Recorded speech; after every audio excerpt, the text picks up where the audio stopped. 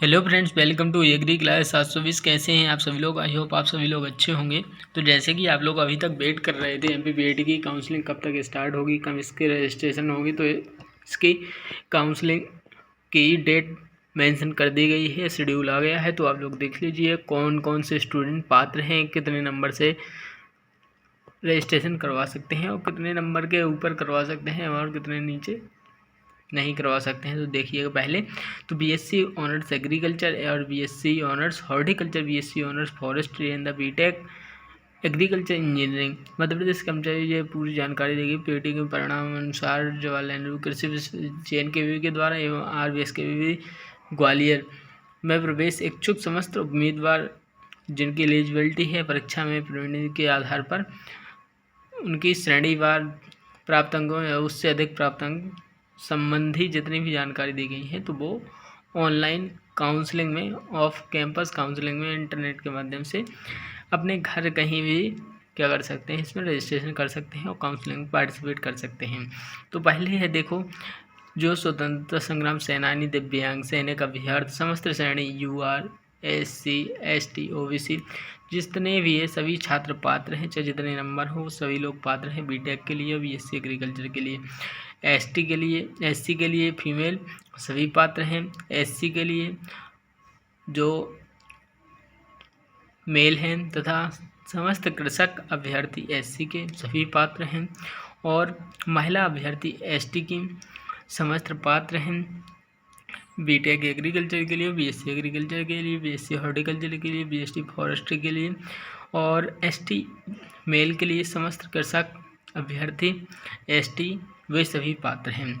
और जो अन्य पिछड़ा वर्ग की समस्त महिला अभ्यर्थी OBC की फीमेल हैं तो वो 60% अंक या उससे अधिक अंक हैं तो वो BSc ऑनर्स एग्रीकल्चर, हॉर्टिकल्चर और फॉरेस्ट्री के लिए पात्र हैं। BTech के लिए सभी पात्र हैं।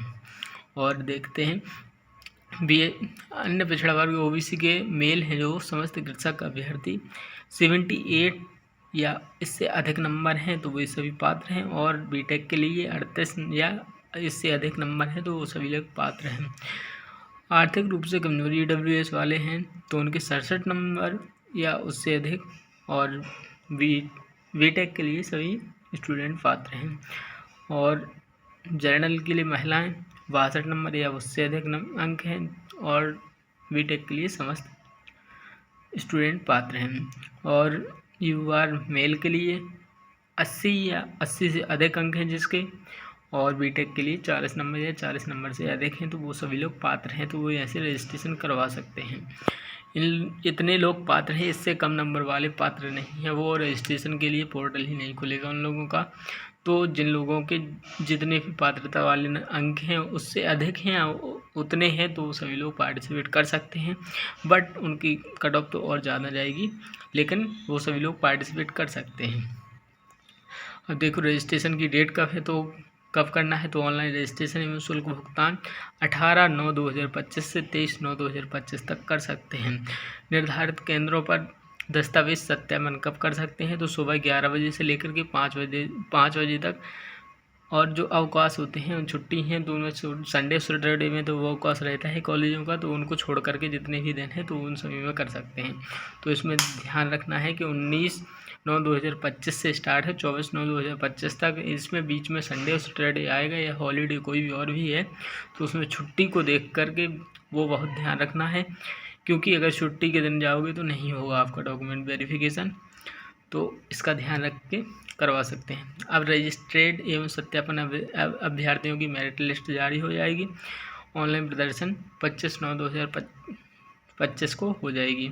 और इसके बाद क्या कर सकते हैं, निर्धारित शुल्क का भुगतान करके जो चॉइस फिलिंग होती है वो कर सकते हैं। चॉइस फिलिंग में जो प्रेफरेंस देनी है वो ऑनलाइन के द्वारा आप लोग चयन करके लॉक कर सकते हैं कॉलेज को। तो 26/9/2025 से 29/9/2025 तक कर सकते हैं। आवंटन पात्रों की ऑनलाइन उपलब्धता अलॉटमेंट लेटर है जो वो 1/10/2025 को आपको अलॉटमेंट आ जाएगा।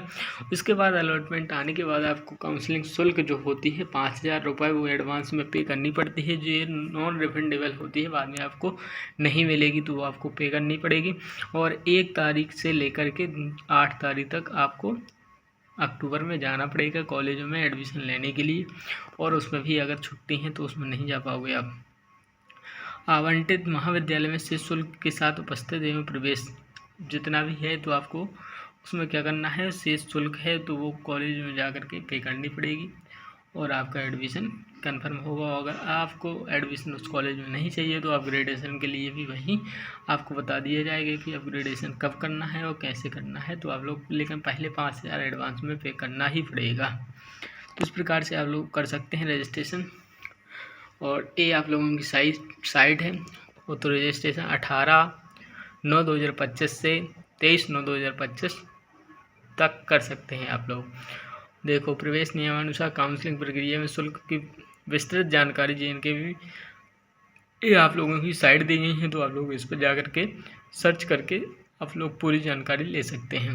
प्रवेश शुल्क मध्य प्रदेश कर्मचारी चयन मंडल भोपाल द्वारा PAT 2025 पुस्तिका में दिए गए प्रवेश नियमों का पालन किया जाएगा।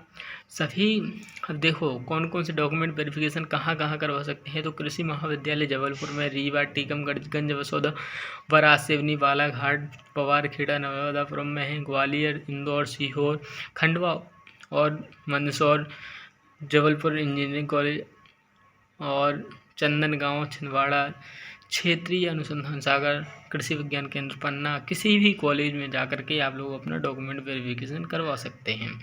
पेमेंट सीट पर उन्हीं अभ्यर्थियों को प्रवेश की पात्रता होगी जिन्होंने मध्य प्रदेश कर्मचारी मंडल भोपाल PAT के आवेदन करते समय पेमेंट सीट के लिए ऑप्शन में टिक किया होगा, यस लिखा होगा। अभ्यर्थी का नाम मध्य प्रदेश कर्मचारी चयन मंडल भोपाल पेमेंट सूची में अनिवार्य रूप से होना चाहिए।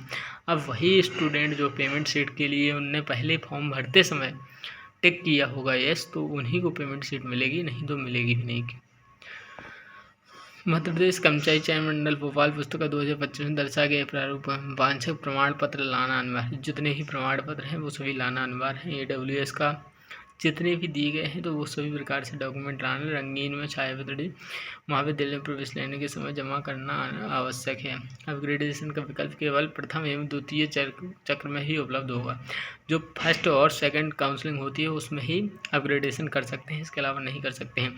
प्रथम चक्र की काउंसलिंग प्रक्रिया पूर्ण होने के पश्चात शेष रिक्त सीटों का महाविद्यालय में श्रेणीवार जानकारी प्रदर्शित किया जाएगी, इन साइटों पर प्रदर्शित कर दी जाएगी। प्रथम चक्र में ऐसे अभ्यर्थी जिन्होंने रजिस्ट्रेशन नहीं किया है वे भी रजिस्ट्रेशन कर दस्तावेजों का सत्यापन करवा कर द्वितीय चक्र की काउंसलिंग में सम्मिलित हो सकते हैं। तत्पश्चात उपलब्ध रिक्त सीटों पर क्रमशः सूची के आधार पर आवंटन किया जाएगा।